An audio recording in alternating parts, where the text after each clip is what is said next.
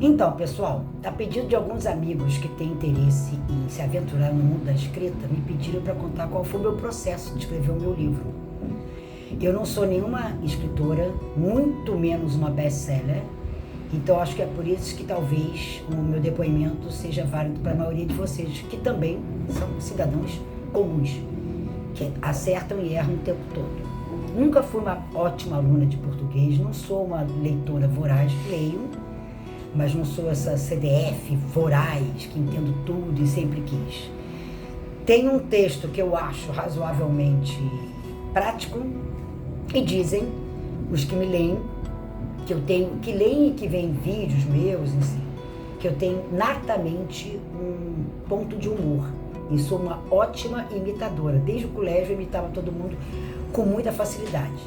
Esse é o primeiro ponto. Eu acho que o primeiro ponto de quem quer escrever, eu acho até que quem quer fazer qualquer expressão artística, é você ser um curioso, um observador. Né? Aquela pessoa que, um bom ator, um bom escritor, músico, artista plástico, ele está sempre atento aos sinais em volta dele. Então eu acho que esse é o primeiro passo, você aparecer muito menos e observar muito mais. Que aquilo ali já é um material para você. Você vai ao banco, você pega a barca, você entra no metrô, tudo aquilo ali é um roteiro para você, para nós criativos e curiosos.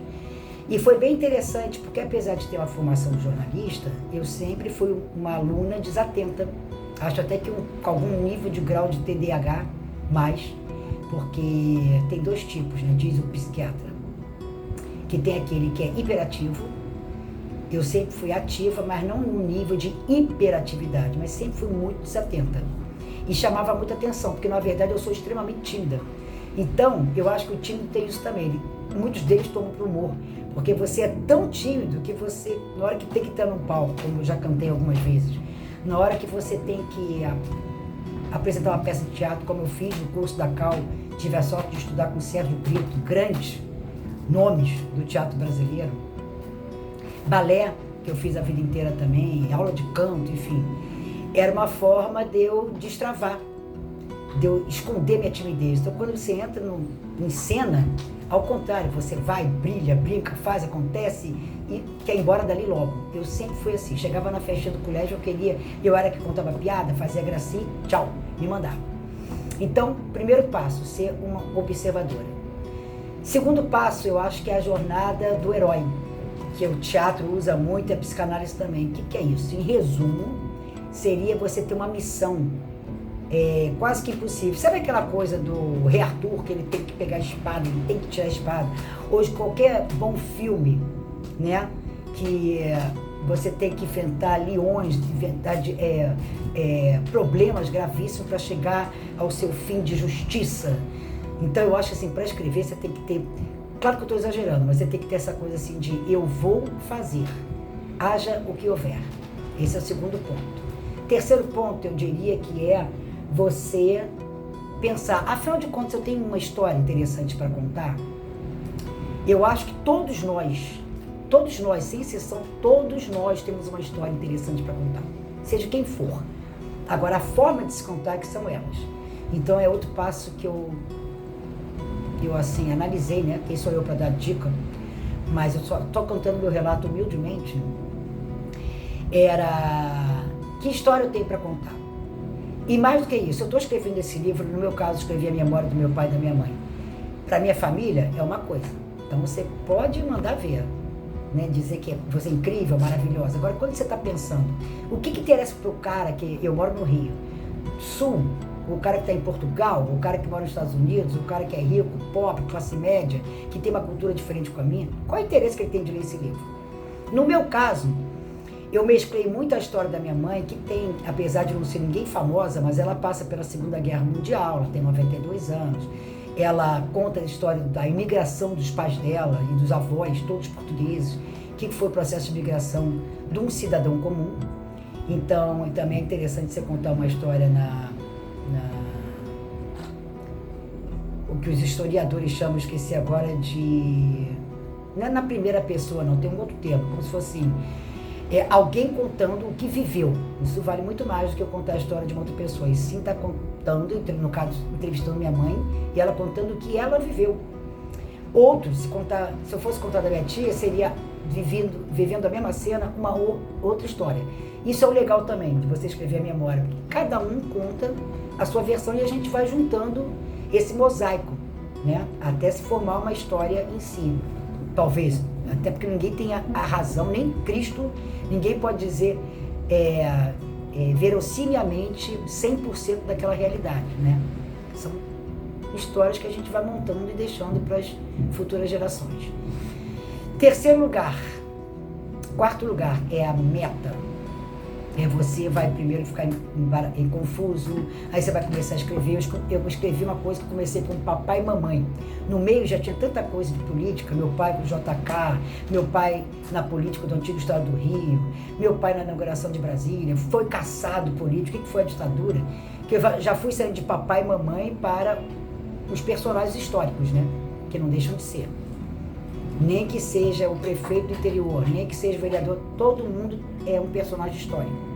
Mesmo que seja também uma senhorinha que era benzedeira, outra que era parteira, no caso da minha bisavó, também são pessoas históricas. Tudo isso é história, né? Mas o mais importante é fazer alguns cursinhos interessantes. Eu, pelo menos, fiz do Pedro Bial e ele deu uma frase no curso dele online que me chocou, que foi o seguinte, que mudou toda a minha estrutura, que não subestime o seu leitor e seja sucinto. Isso também é uma coisa interessante, que aí você sai escrevendo o que você quer. Dá um tempo, que nem quando foi a minha dissertação de mestrado da FGV, escreve, uma hora você vai parar, travar, dá uma volta no bairro, fica um mês sem escrever. Eu levei 3 anos fazendo esse trabalho, tanto de pesquisa quanto da memória da minha mãe em si, de entrevista com ela, né? No meu caso, talvez seja um vício de jornalista, eu tentei respaldar ao máximo. Então eu fiz um livro contestando o outro, eu peguei muitos documentos da FGV, muito material jornalístico, para ir endossando tudo aquilo que ela me contava, né? Meu pai eu já não pude pegar, apesar de eu ter feito entrevistas com ele ainda vivo.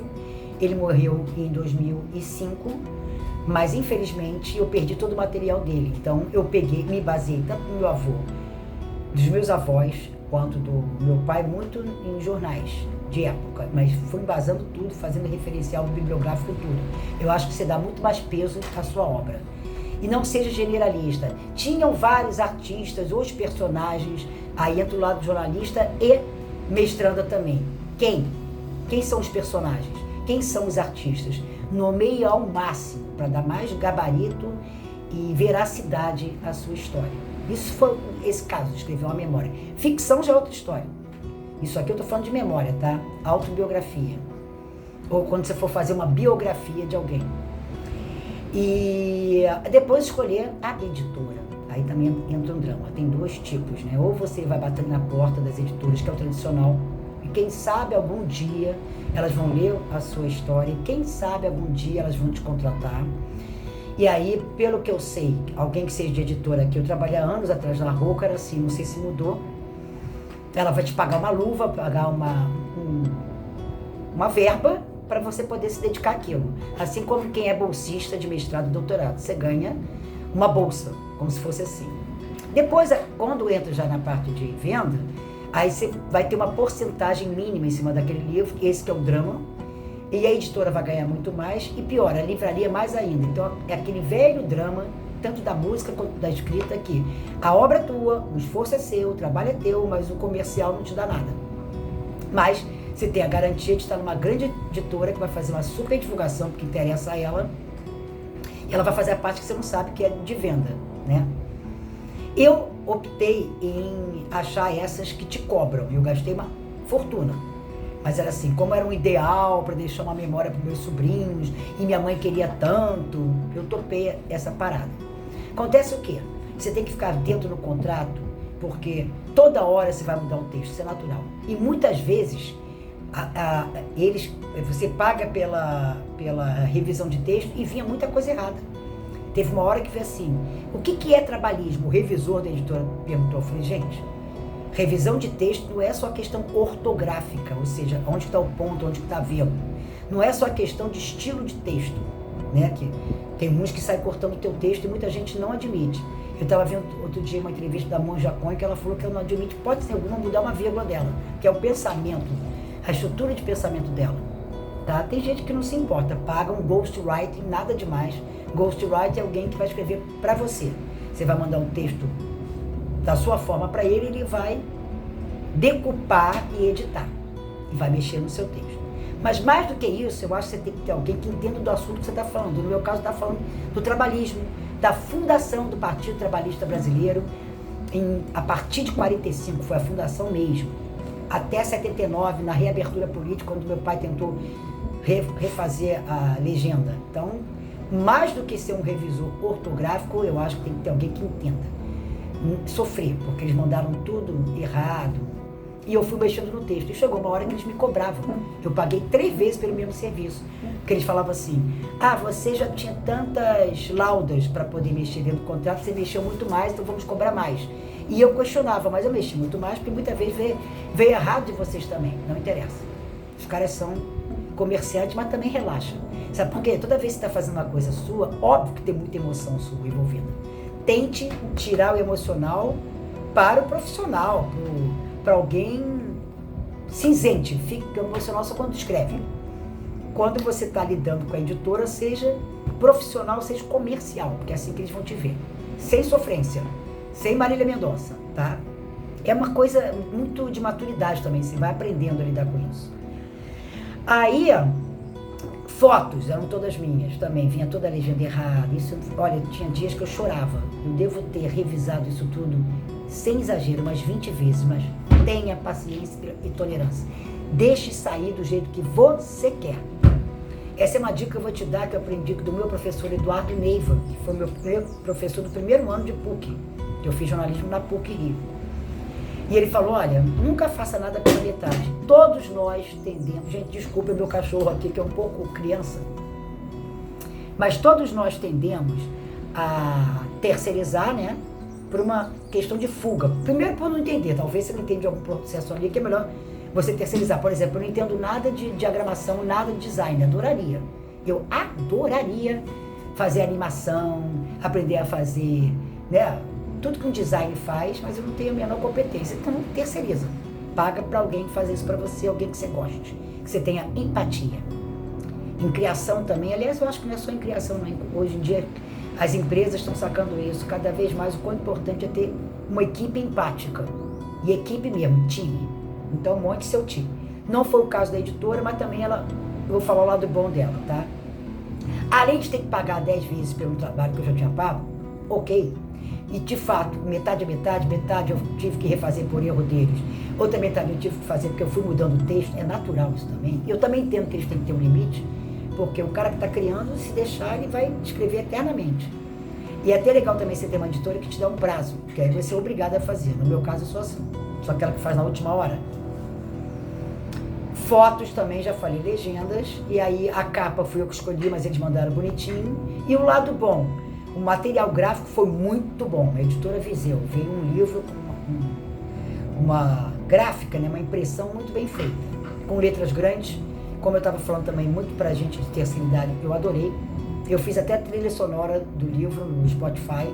Então a pessoa aqui se acha um Woody Allen, né? Ela escreve, ela dirige, ela edita e ela ainda faz a playlist. E o que acontece? Quando você compra pela editora, que vários amigos meus compraram, tem um terceiro problema, que é o royalties. Né? O que você vai ganhar? Na verdade, é uma falácia. Porque eles tiram o líquido, sobe o bruto, né? Porque tem que pagar, segundo eles, a gráfica, não sei o que, papá. Então sobra um mínimo. E esse mínimo você ainda tem de dividir com a editora. Ou seja, além de você ter pago uma baba para ela fazer todo o processo, né, de editoração, diagramação, gráfico, você ainda divide o lucro com ela do livrinho que você vendeu. Tanto pelas plataformas, que ela coloca lá também, é um lado bacana de se ter uma editora.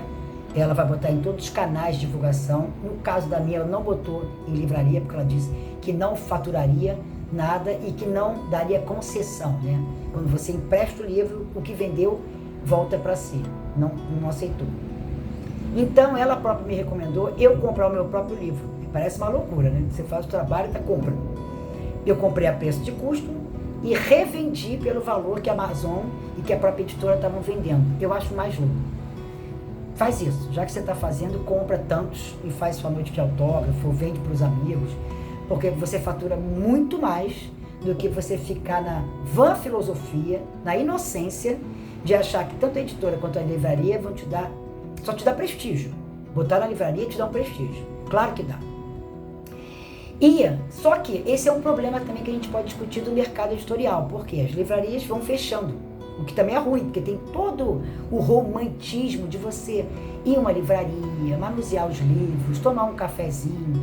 Só que pro editor aqui, coitadinho, o escritor aqui, desculpa, ou pelo menos a pretensa escritor aqui, você não fatura absolutamente nada, você paga uma baba e não vem lucro nenhum. O pouco de lucro que eu tive, que me reverteu, foi, como eu te disse, compra seu próprio livro e revende. E é mais simpático.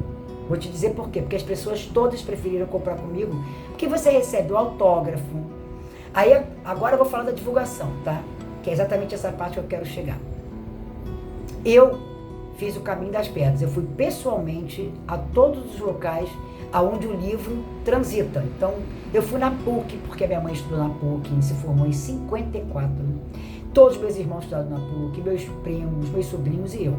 Então, eu levei na biblioteca da PUC, no Centro de Memórias da PUC, pro reitor da PUC.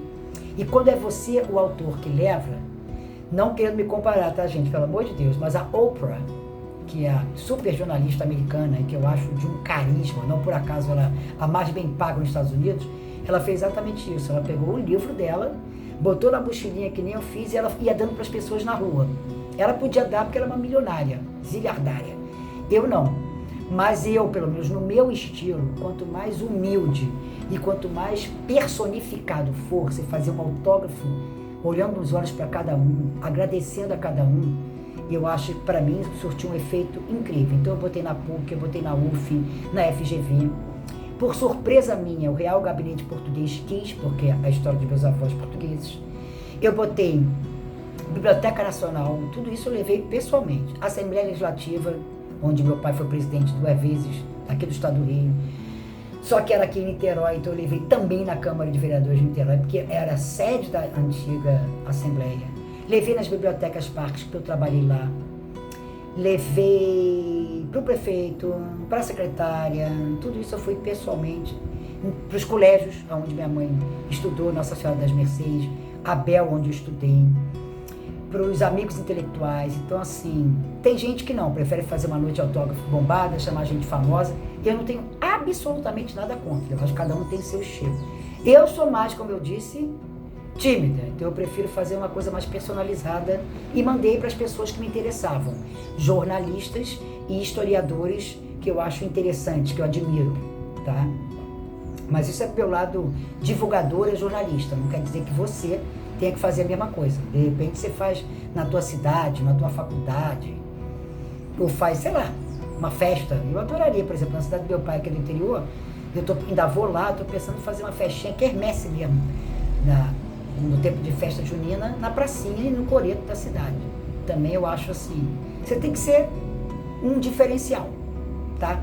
Então, eu acho que é isso, a priori é isso. Então, seja sucinto, corte o teu texto, seca o texto o máximo possível, não fica rodando toco, não desmereça o seu leitor e seja sucinto com ele, né? Ou seja, o seu leitor é inteligente o suficiente, ele já entendeu o que você quer dizer. No meu caso, que é um texto de memória quase jornalística, para mim o maior prazer é quando você corta parágrafos, deixa o texto bem seco, bem rápido. E isso foi, modesta parte, que os meus leitores comentaram. Nossa, que delícia, eu li numa tarde. Eu li rapidinho. Tem muita informação histórica, mas ele é rápido, ele é sucinto. E ele é engraçado. Outra coisa para finalizar. No meu caso, eu preferi fazer uma balança. Horas é engraçado, eu falo quase de uma forma de piada, de comédia. Horas tem os dramas, como todo mundo tem. Então, eu acho que você ter essa condição de fazer a pessoa, o leitor, mover com a emoção do leitor, fazer ele chorar e rir ao mesmo tempo, é um grande desafio. Então é isso. Quem puder me ajudar, o meu livro chama-se Mãe e Filha numa Pandemia. Pode comprar comigo no meu WhatsApp 21 97206 8778. Pode comprar comigo no 219-7206-8778, ou você pode mandar diretamente para o banco, que é esse mesmo Pix, 219-7206-8778, ou você pode, se preferir, comprar nas plataformas. Estou em todas. Magazine Luiza, Amazon, Google, está na Europa também, Estados Unidos, no Barnes Nobles, que é uma mega store americana, está no Wookie, que é uma plataforma portuguesa, mas internacionalmente só tem e-book, tá? E-book, tanto nos Estados Unidos quanto na Europa, está em torno de $2 a €2, então é baratérrimo. E aqui no Brasil está em torno de R$10. E o livro nas plataformas está cerca de R$75, comigo o mesmo preço, basta fazer esse Pix, tá bom? Muito obrigada pelo carinho e atenção. Até a próxima!